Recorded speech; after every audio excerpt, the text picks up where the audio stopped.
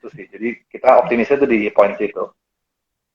Iya, jadi sebetulnya perekonomian kita itu tetap bertumbuh ya Mas ya. Cuma yang dari sektor digitalnya ya mungkin ya. Kalau kita lihat secara kasat mata ya sepertinya Indonesia biasa-biasa aja. Tapi sebetulnya kita juga bertumbuh kok gitu ya di tengah Hmm. kondisi ekonomi global yang cenderung melambat nih ya. Tadi karena faktor kenaikan suku bunga The Fed membuat perekonomiannya itu kan jadi melambat gitu ya. Karena suku bunganya tinggi ya, mungkin itu menjadi Ya. cost of bagi startup maupun emiten di luar negeri gitu ya. Nah, Oke. Mas, efeknya ke pasar obligasi kita ini seperti apa, Mas? Efeknya, hmm, jadi ini ya. Jadi kalau efeknya kan jadi mungkin Fed ya, Fed itu kan udah menaikkan suku bunganya di bulan Maret ya tahun ini itu dari 0,25 ke 3,25. Si BI juga menaikkan suku bunga acuannya itu Agustus lalu tuh dari 3,5 ke 4,75. Jadi suku bunga acuan naik, deposito bank juga sudah mulai naik nih dari 2,5 ke 3,5. Ya, yield obligasi juga harus naik nih. Nah, ini saya langsung kasih contoh mungkin obligasi pemerintah ya seri FR90 itu yang semula yield awal tahun tuh 5,1% itu sekarang udah naik jadi 7,2. Nah, artinya yieldnya naik tuh harganya turun. Jadi harga FX90 yang contoh tadi itu semula 100% itu turun jadi 92. Nah, jadi mungkin ya kenapa hubungan antara yield dengan harga itu terbalik ya. Jadi mungkin saya jelaskan dengan contoh kali ya, jadi biar lebih Boleh, jelas ya. boleh. Nah, jadi singkatnya komponen dari obligasi itu ada kupon, ya kupon tuh kayak bunga deposito lah berapa persen, lalu ada tanggal jatuh tempo dan harga. Jadi sedikit berbeda tuh dengan hutang konvensional, obligasi itu bisa dijual belikan. Jadi kalau dijual ke pihak lain, tapi harganya mengacu ke tingkat suku bunga penjualan. Nah, tadi contoh yang tadi FX90 ya, kita langsung jadi biar gampang. Itu terbit tahun 2021. Ya, kuponnya 5,1% tambah 6 tahun ya.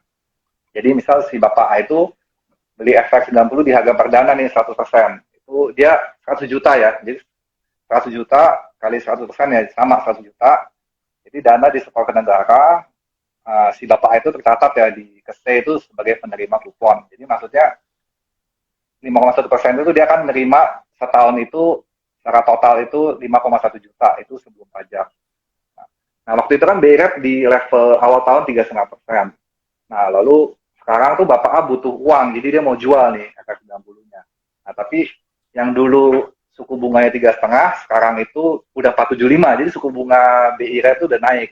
Jadi Ya, nggak fair ya kalau pembeli dari efek itu dia kan jual ke orang lain itu mendapatkan ya, return masih 5,1 harus lebih tinggi kan.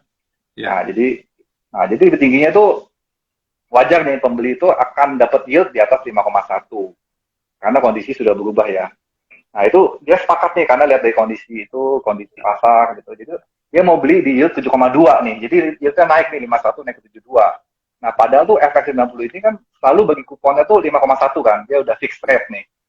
Jadi untuk mencapai 7,2 itu si ibu B ya itu dia belinya harganya tuh harga diskon 92%. Contoh. Jadi maksudnya dia cukup bayar 92 juta, dia dapat obligasi nilai 100 gitu kan. Karena jadi ada diskonnya 92%. Nah, Kuponnya jadi tetap ya 7,2 5, kuponnya tetap ya. Jadi 7,2 itu sebenarnya adalah penjumlahan kupon yang tetap 5,1 ditambah eh, harganya dari ya. 92 ya 92. Nah, kalau dia keep sampai match itu dapat 100. Jadi 5,1 tambah persentase segitu yaitu 7,2%. Jadi contoh ini ya semoga teman-teman aja tuh bisa paham tuh. Jadi harga itu bisa naik turun. Kupon tetap harganya naik turun mengikuti suku bunga acuan.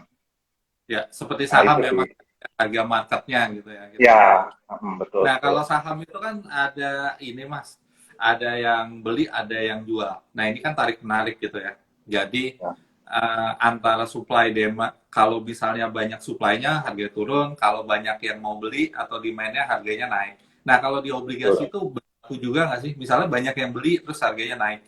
Apa lebih dipengaruhi oleh suku bunga tadi, Mas? Eh, Utamanya sih dari suku bunga, tapi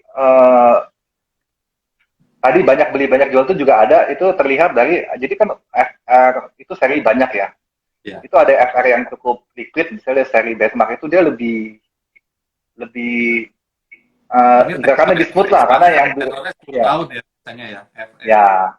Nah, Tapi ada juga FR yang kurang liquid, misalnya yang udah lalu-lalu tuh yang 68 tuh, jadi spread antara bid offer itu jauh gitu, karena emang udah kurang populer, jadi gerakannya tuh lebih kurang liquid gitu lah. Jadi ada tuh. Jadi sebaiknya kita oh, emang uh, beli yang liquid lah, karena untuk memudahkan saat kita mau jual.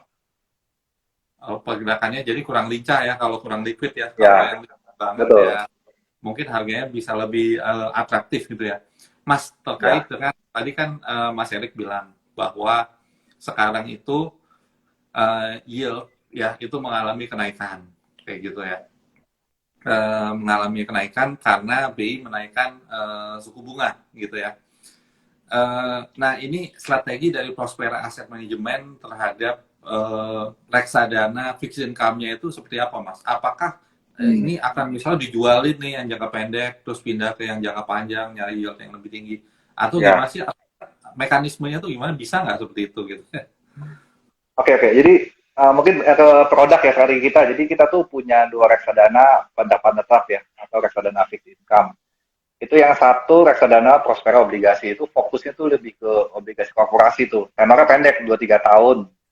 Jadi hasil investasi lebih stabil. Itu kalau di situ kita lebih buy and hold ya. Jadi kita intinya kita cari perusahaan yang bagus. Nah, mungkin kalau strategi di era pandemi atau kenaikan suku bunga tuh kita lebih ketat aja dalam screening mencarinya. Jadi ada screening portofolio, tiga pilar kita tuh ada rasio likuiditas, rasio hutang, analisa kemampuan untuk perusahaan untuk tumbuh, itu kita harus lebih selektif ya. Karena jangan sampai dia ada gagal bayar gitu kan, karena kita akan hold manager. Nah, ini yang menarik nih di reksadana kedua nih. Jadi ada Prospera Obligasi Plus, itu fokusnya di obligasi pemerintah. Oh, Nah, itu kalau strategi saat ini kita masih underweight ya. Underweight itu maksudnya kita kan ada benchmark ya. Benchmarknya ada BPA. Kita tuh lebih defensif, durasi kita tuh lebih pendek-pendek, tiga tahun ya. Benchmark 5 tahun. Nah, itu tapi dalam waktu dekat itu kita akan ningkatin durasi nih, artinya kita akan mulai switch tuh. Jadi yang pendek itu kita jual, kita pindah ke tanah panjang, karena kita lihat nih ini saat yang tepat lah gitu kan. Jadi balik lagi tadi ke Fed ya, kita juga lihat tuh mungkin 3-6 bulan ke depan tuh Fed rate itu akan mencapai puncaknya dan akan mulai turun. Jadi sekarang tuh momen yang tepat untuk invest di fixed income. ya, kalau prediksinya Mas, nanti kan tanggal 2 kalau nggak salah kan akan ada rapat Dewan Gubernur The Fed ya, atau FOMC meeting gitu. Apakah The Fed akan Ya. menaikkan lagi? Hmm, eh, kita prediksinya sebenarnya di 2023 itu di 4,5 ya. Jadi emang kelihatannya sih awal-awal kan sempat fear-nya tuh tinggi banget nih, artinya akan naik. Tapi belakangan nih malah perkembangannya kan sangat cepat, dinamis. Jadi kalau di 3 hari terakhir ini kelihatannya agak softening ya. Tapi tetap kita punya view ya di tadi ya di awal 2023 itu di kuartal 1 Fed itu puncaknya di 4,3. Sorry, 4,5. 4,5%. Tapi ini 4,5 kan ya. sekarang di ya. Berarti sudah semakin dekat nih. Kita kan di 4,75. Kemungkinan BI akan naikin juga ya, Mas ya? BI sebenarnya tinggal sedikit lagi sih. Itu juga view kita untuk ya kita emang lihatnya lebih forward looking ya. View kita untuk tahun depan tuh di 5%. Jadi harusnya sih sedikit lagi, kalau naik pun ya hanya 3,25 basis point. Tapi harusnya nih udah inilah, kita udah dekat-dekat ke puncak ini, kita udah mulai siap-siap nih investasi di fixed income. Oh gitu. Jadi BI ini kemungkinan juga akan ngerem-ngerem juga gitu ya, Mas Erik ya? Ya, ya. Oke, jadi nggak perlu khawatir ya teman-teman ya. Nah, Mas, apakah di masa depan instrumen obligasi ini akan tetap menarik gitu ya, Mas ya? Mengingat kita lihat kan porsinya asing itu cenderung lebih sedikit gitu. Oh. Jadi ada potensi kan dia nanti masuk lagi. Jadi yieldnya itu berpotensi menjadi turun. Kemudian tadi Mas Erik katakan bahwa The Fed sepertinya akan ngerem-ngerem juga, BI juga akan ngerem-ngerem menaikkan suku bunga gitu ya. Apakah ini menjadi peluang Mas untuk kita Ya. berinvestasi obligasi, terutama kita sebagai retail ya, kita masuknya tuh ke reksadana fixed income. Nah, salah satunya di Prospera ya Mas ya, itu bisa Ya, diperhatikan. Nah, menurut Mas Erik seperti apa Mas? ya. Jadi untuk SBN sendiri ya, porsi asing tuh di SBN saat ini 14%. Itu emang tahun 2014 sampai 19 itu sempat tuh di level 38. Tapi kita ngelihat ini sebagai hal yang positif ya, karena downside risk ya, itu sudah kecil. Jadi ancaman outflow lah sudah terbatas. Oke. Lalu kalau kita lihat dari sisi credit rating tuh tahun 2014 itu Indonesia tuh ratingnya masih double B ya. Sedangkan sekarang tuh udah triple B kan. Jadi udah sebenarnya lebih baik gitu rating. Jadi potensi asing itu malah lebih mungkin untuk masuk lah ya dibanding keluar. Nah, Lalu kalau untuk obligasi sendiri kan sekarang kita tuh udah memasuki ya era kenaikan suku bunga. Jadi udah dimulai itu udah menarik tuh. Jadi harga-harga obligasi tenor pendek sampai panjang itu sudah turun. Jadi kalau turun itu artinya tadi kan saya jelaskan yieldnya naik ya. Jadi imbal hasil tuh udah lebih tinggi tuh. Jadi gambaran aja awal tahun tuh FR90 yang 5 tahun itu yieldnya. Jadi kalau beli awal tahun tuh dapat yield 4,9% ya returnnya. Sekarang tuh udah 7,2 udah naik kan. Itu yang tenor 10 tahun FR91 tuh bahkan lebih tinggi tuh. Jadi awal tahun 6,2, sekarang tuh udah 7,6. Jadi menarik banget kan invest obligasi 7,6% yieldnya, pajaknya cuma 10 gitu. Jauh kan dibandingin deposito pajak 20. Jadi menarik banget. Lalu juga ke data historis ya. Jadi ini kita bicara data historis obligasi pemerintah yang 10 tahun itu. Jadi dalam periode 10 tahun itu ada 4 kali naik turun ya. Jadi gerakannya itu seperti siklus naik turun. Itu rata-rata kenaikan itu 9 bulan aja nih. Sedangkan yield itu udah melemah itu udah dari Maret 2022. Jadi kan sebenarnya ini kita udah jalan nih, jadi udah Maret ke sekarang. Jadi kita emang prediksinya tuh 3 sampai 6 bulan ke depan tuh adalah window of opportunity untuk membeli obligasi di yield yang sangat menarik. Jadi dan mesti diingat ya kesempatan ini tuh bisa terlewat nih jika kondisi makro dan sentimen global tuh berangsur pulih. Jadi kesempatannya harus dipakai lah untuk invest di obligasi.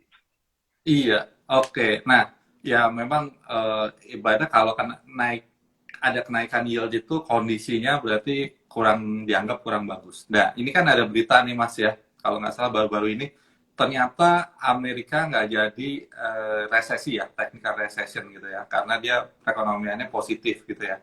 Nah, ini kan berarti yield-nya ada potensi untuk turun ya Mas ya. Jadi kita jangan sampai Ya, kehilangan momentum ya, maksudnya seperti itu ya. betul. Karena sekarang Ya, lagi ya. lagi rendah nih gitu ya. Mas, tadi Mm-mm. kan Mas Erik bilang ya, ini lagi era tren kenaikan suku bunga bank sentral gitu ya. Nah, ini kan berarti LDPU ini akan yield-nya ya atau Mm. keuntungannya nih atau profitnya ini kan akan naik gitu ya. Nah, apakah fixed income ini secara kupon kan lebih tinggi pastinya gitu ya, entah itu Ya. 2% atau lebih gitu ya. Mm. Apakah fixed income ini akan lebih leading dibandingkan profit dari LDPU Mas di tahun depan gitu. Gimana nih Ya, keyakinan? ya. Ya, jadi benar sih. Jadi di tahun ini secara dari awal tahun tuh emang pasar uang lebih baik ya dari fixed income tadi ya, pendapatan tetap. Itu Ya. sebabnya udah dijelaskan karena Fed naikin suku bunga, jadi kinerja obligasi terkoreksi.